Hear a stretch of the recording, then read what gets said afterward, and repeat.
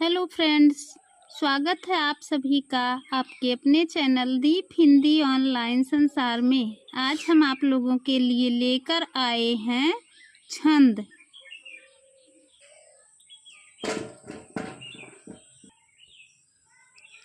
छंद शब्द संस्कृत भाषा के छिद धातु से बना है, जिसका शाब्दिक अर्थ है ढकना या आह्लादित करना।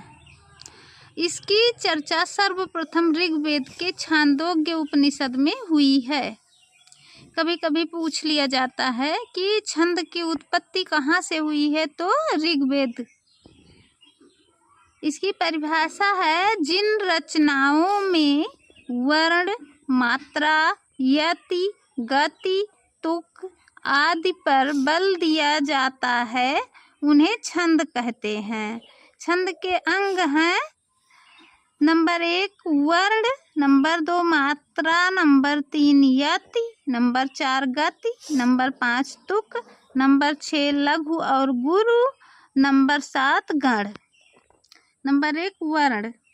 वर्ण को ही अक्षर कहते हैं, पर ब्रह्म भी कहते हैं।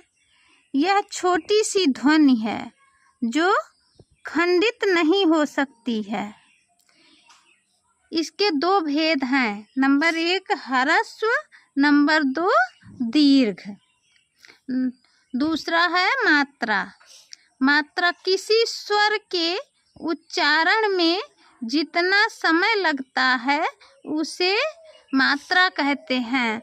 जैसे ह्रस्व आ, ह्रस्व ई, इसमें 1 मात्रा का समय लगता है, और उसी स्थान पे दीर्घ आ, दीर्घ ई में 2 मात्रा का समय लगता है।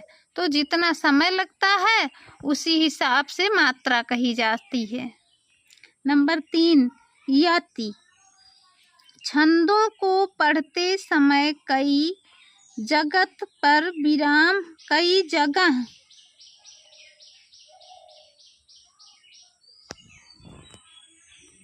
गलती हो गई थी।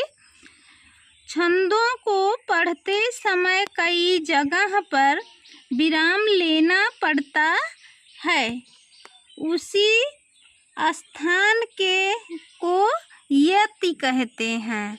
जैसे कभी कभी पढ़ते समय सुनु सी सत्य आशीष हमारी, पूजहि मन कामना तुम्हारी। आशीष हमारी पे हम थोड़ा सा विराम ले रहे हैं, उसके बाद आगे बढ़ रहे हैं। तो ऐसे ही छंदों को पढ़ते समय कई जगह पर विराम लेना पड़ता है, उसी स्थान को यति कहते हैं। नंबर 4 है गति। छंदों को पढ़ते समय एक प्रकार के धारा की अनुभूति होती है, उसे गति कहते हैं। जैसे जय हनुमान ज्ञान गुर सागर। तो जय हनुमान एक तारतम्यता में पढ़ा जा रहा है, इसलिए यहाँ धारा प्रवाह हो रही है। नंबर 5 है तुक। छंदों के पदांत अर्थात छंद के पदों के अंत में जो अक्षरों की समानता पाई जाती है उन्हें तुक कहते हैं। यह 2 प्रकार का होता है, जैसे तुकांत व आतुकांत। नंबर 6 है लघु और गुरु। लघु का मतलब होता है जैसे ह्रस्व आ, ह्रस्व ई, ह्रस्व ऊ, जैसे स्वर वर्ण, और इनसे जुड़े व्यंजन भी लघु होते हैं। जैसे कमल का प्लस माँ प्लस ला, का 1 मात्रा का, माँ 1 मात्रा का, ला 1 मात्रा का, तीनों मिला करके हो गए 3 मात्रा। चंद्र बिंदु लगा हो तब भी लघु होता है। ये नहीं है कि चंद्र बिंदु लगा है तो वो गुरु हो जाएगा। जैसे फंसना, फा 1 मात्रा का समय लगा, सा में भी 1 मात्रा का समय लगा, और ना में ये दीर्घ है अर्थात ये गुरु हो जाएगा। तो फा और सा दोनों एक एक मात्रा के समय लगे और ना में गुरु हो जाता है। इस प्रकार से दो लघु और एक गुरु हो जाते हैं। जैसे गुरु में दीर्घ आ, दीर्घी, दीर्घ उ, री आदि। दीर्घ आ से आम बन गया या कोई और शब्द बन गया। दीर्घी से ईख बन गई, दीर्घ उ से ऊन बन गया और री से ऋग्वेद। अगला 7वां है गण। गण लघु व गुरु के क्रम को बनाए रखने के लिए गणों की आवश्यकता पड़ती है। 3 वर्णों के समूह को गण कहा जाता है। गणों की संख्या 8 है। यगण, मगण, जगण, रगण, यगण, मगण, तगण, रगण, जगण, भगण, सगण। यगण में एक मात्रा का समय, मगण में गुरु हो जाएगा, तगण में गुरु हो जाएगा, रगण में भी गुरु हो जाएगा और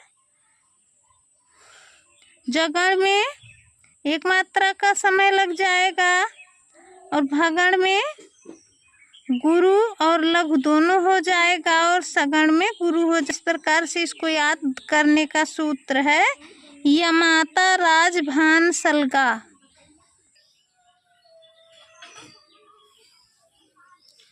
छंदों के भेद। छंद के 4 भेद हैं। नंबर 1 मात्रिक छंद, नंबर 2 वर्णिक छंद, नंबर 3 उभय छंद और नंबर 4 मुक्तक छंद। इस प्रकार छंद के 4 भेद हुए। मात्रिक छंद में मात्रा के आधार पर जिसकी गणना की जाती है उसे मात्रिक छंद कहते हैं। जैसे राम नाम सुंदर करतारी, संशय बिहग उड़ावन हारी। इसमें 16 मात्राएं छंद चौपाई हैं।